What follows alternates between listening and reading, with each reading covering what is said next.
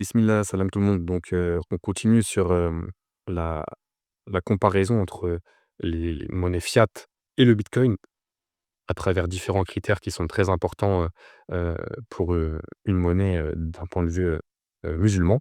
Et donc, il y a la vidéo précédente que vous pouvez voir où j'explique un petit peu la base de ce tableau comparatif. Donc, n'hésitez pas à la voir si vous ne l'avez pas vu. Le tableau est issu de mon livre Bitcoin est-il obligatoire en islam, qui, je le rappelle, est un livre 100% gratuit que vous pouvez télécharger dans la description. Le livre, en fait, vous donnera une vision globale de ce que c'est que la monnaie, de l'histoire de la monnaie, du rôle que doit avoir la monnaie en islam et du rôle que peut jouer Bitcoin dans ce contexte-là. Donc, n'hésitez pas à lire. En à peine une demi-journée, vous l'aurez terminé et il vous donnera une vision euh, bien plus poussée que ce que peut avoir 99% des musulmans et même des gens en général sur ce que c'est que la monnaie et sur le Bitcoin. Donc, n'hésitez pas, téléchargez-le. Et moi, j'attaque mon petit tableau comparatif entre les monnaies fiat et le Bitcoin. Et le premier critère de comparaison qu'on va prendre, c'est le critère du riba. Donc la monnaie, pour rappel, en islam, la monnaie ne doit pas être une reconnaissance de dette. Alors comment se comporte la monnaie fiat par rapport à ça? Eh ben, par définition, la monnaie fiat est une monnaie dette.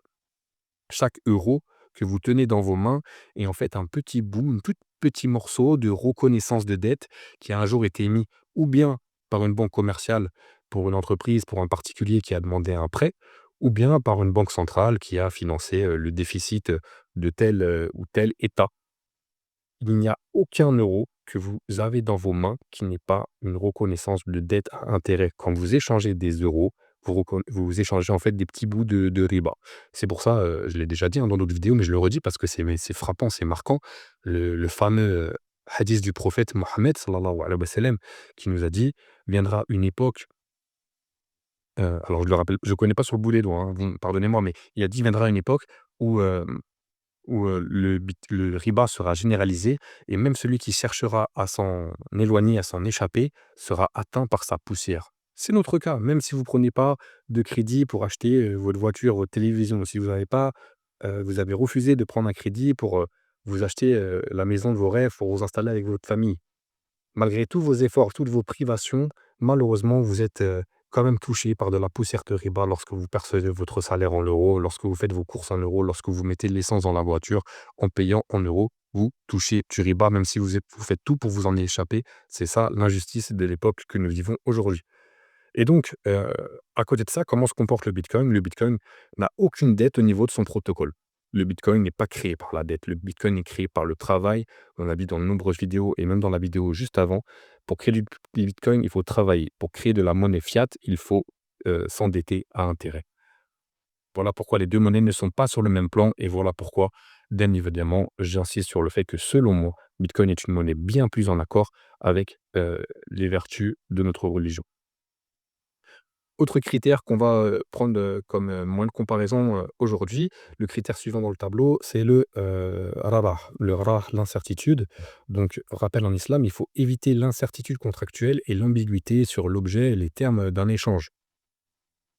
Alors comment se comporte, alors peut-être un peu plus de détails.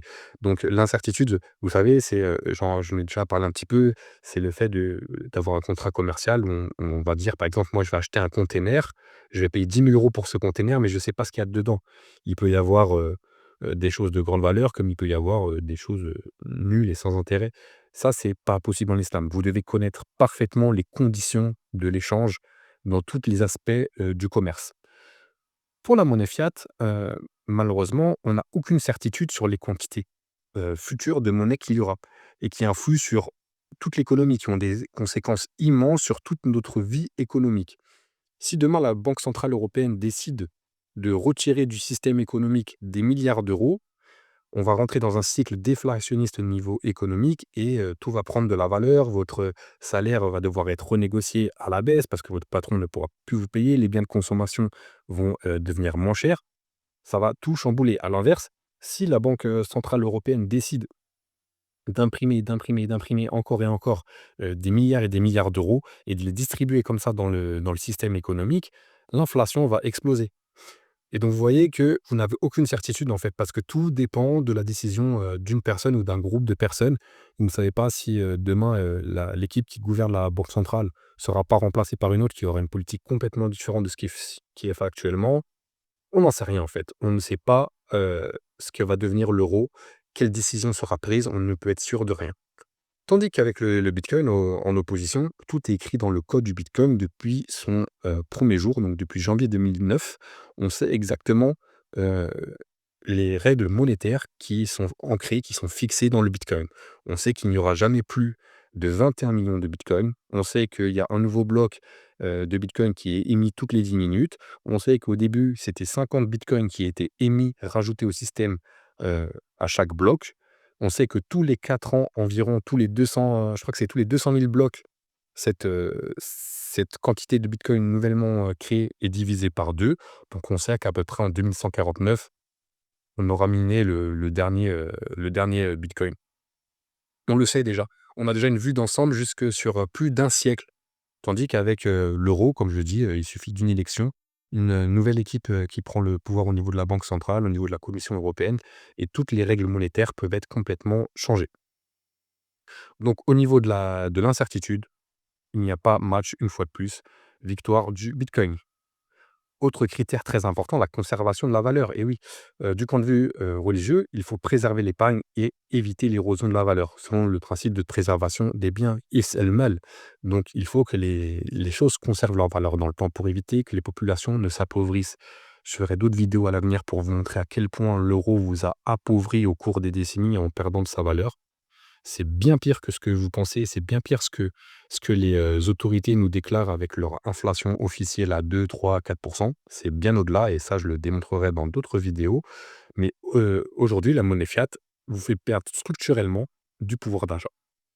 Chaque euro que vous détenez aujourd'hui sera un petit peu moins puissant, aura un petit peu moins de pouvoir d'achat, vous permettra d'acheter un petit peu moins de choses demain et la semaine prochaine et dans 10 ans. Si vous aviez, par exemple 10 000 € en 2015, en 2025, ces 10 000 € ont perdu, énormément, peut-être 30 ou 40 de leur capacité d'achat, de leur pouvoir d'achat, de leur valeur d'achat. Tandis que, avec, bitcoin, c'est complètement l'inverse. À minima, bitcoin ne perd pas de valeur. Bitcoin ne perd pas de valeur, sur le temps long. C'est-à-dire que si, vous pouvez être parfois impressionné par la volatilité extrême qu'il y a sur le bitcoin, avec, des phases, des cycles, de baisse, très importantes. Mais si vous regardez sur le temps long, bitcoin ne perd pas de valeur. Actuellement, bitcoin prend énormément de valeur parce que de plus en plus de gens s'intéressent à bitcoin et commencent à acquérir du bitcoin et commencent à vouloir utiliser bitcoin. Donc il y a un phénomène d'adoption qui vient donner de la valeur au bitcoin. Mais fondamentalement, le bitcoin, c'est comme de l'or. Ça ne perd pas de valeur. Sa valeur, est conservée dans le temps. Et je pense qu'on va arrêter là. Ça fait déjà suffisamment, assez long pour une vidéo, à peu près 8 minutes. Donc on va s'arrêter là et on continuera dans une prochaine vidéo, Inch'Allah. Je vous rappelle juste en 10 secondes, n'hésitez pas à télécharger mon livre. Vous aurez le tableau sous les yeux. Ça sera beaucoup plus, simple et agréable à lire. Heu et puis regardez après cette vidéo en complément pour avoir mes commentaires si besoin est. Mais surtout téléchargez le livre.